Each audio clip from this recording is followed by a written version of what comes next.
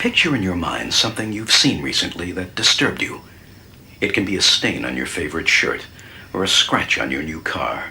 Just close your eyes and try to picture an unpleasant image.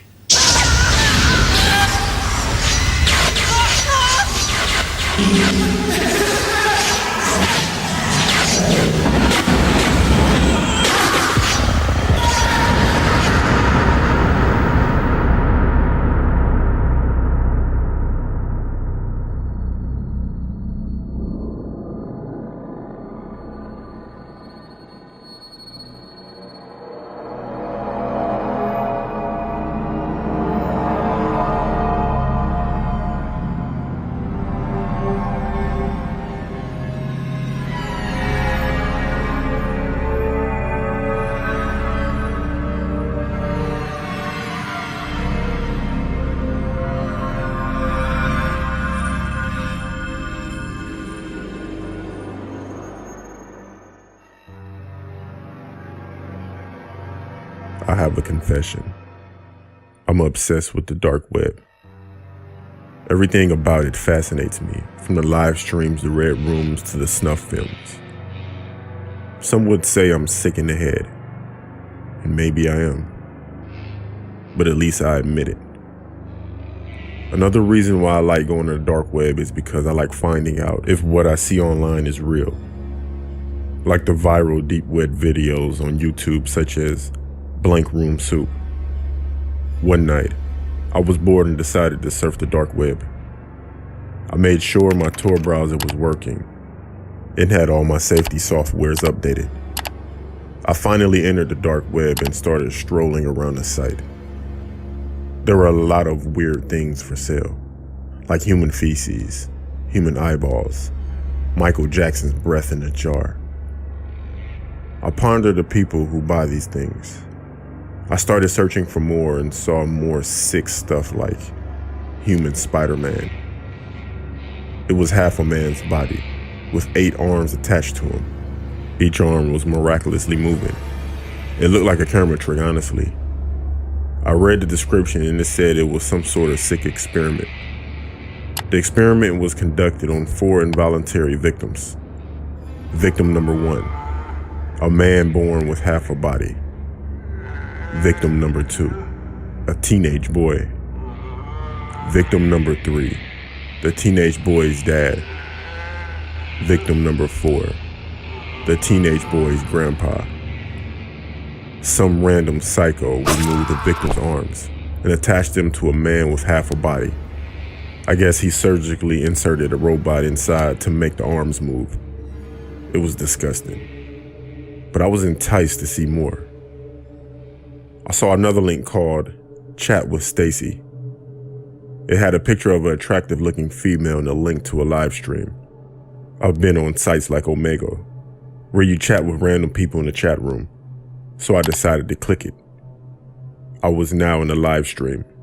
I saw the same attractive looking female from the picture. She was standing a few inches away from the computer. It looked like she was posing for the camera.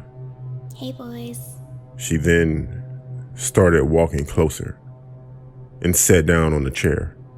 She had a blank expression on her face, and I saw a lot of people in the chat saying weird stuff like, "Can't wait for you to be my wife," or "Things I would do to you." Y'all crazy.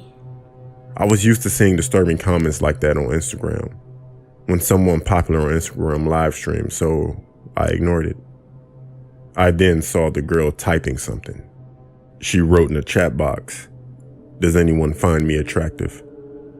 I saw a lot of people in the chat room leaving, more bizarre comments like, "If you were a booger, I'd pick you first." I heard that one before. I giggled when I saw that one, but then the comments got a little weirder. I saw someone say, "You would make a delicious meal."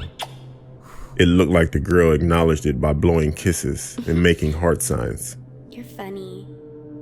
Sorta looked like she was flirting with the people in the chat room. I was now convinced that she was one of those cam models, and that the people in the chat were just a bunch of creeps. The girl then typed something in the chat room that left me confused and trembling in fear. She typed, "Please help me." Her smile then turned into crying. I can see her mouthing the words, "Help me." It was creepy.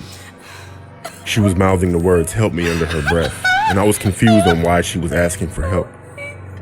Within a matter of seconds, she stopped crying and began smiling again. I assumed she was either crazy or bipolar.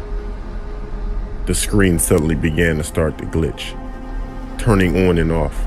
It eventually stopped glitching and I saw a man standing behind her. There was a man behind her. It looked like the man had put a leash around her neck.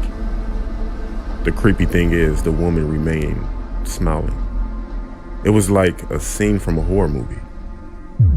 People in the chat were saying things like, "Any minute now," and "I don't have all day." She then started typing in the chat room without even looking at the keyboard, and she wrote, "The rules of this auction is that we only accept bids in thousands, and only in Bitcoin. May the bidding commence." I was confused and didn't understand what was going on. The live chat box then turned into a red screen and I saw the number 1000 pop up. Then it changed from 1000 to 2000, from 2000 to 3000. The numbers were changing at a rapid pace. It was now 10,000, 20,000, 40,000. The numbers eventually stopped at 40,000. It was sold to someone called Mr. Unama. The live chat room then turned back on again. The girl was visibly upset and typed something in the chat room that I will never forget till this day. She wrote, "I'm sold." My heart sank. I realized this was an auction for the girl. The man standing in the back eventually approached the girl and put a cardboard box with a smiley face over her head. He then slapped the cardboard box, knocking the girl unconscious. He then sat on a chair and started laughing obnoxiously at the camera.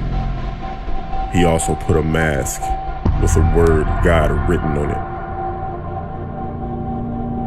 it. It looked like a mask you would see in the movie The Purge. He then started waving a big blade around his face. He eventually takes off the mask and does something to his face that I would never forget. He carved the word God on his forehead. His face was dripping with blood. I was disgusted in what I was seeing, and I screamed, "You're not God, you sicko." He then started typing in the chat and said, "God has nothing to do with this." I was freaking out. It was like he could hear me. He then wrote in the chat box the next auction would be for a male. He started typing physical features of a male that sounded awfully familiar. It sounded like he was describing someone who looked like me. I told myself that it could have been me, but what he wrote next confirmed it. He wrote my full name in the chat box. I unplugged my computer and I immediately went to my friend's house to stay for the night. The next day I went back to my house and I saw blood smeared on the front window. The blood spelled the word God. I called the cops and reported the incident. And not long after that incident, I moved out and I haven't looked back since. I will never, I say again, never visit the dark web again.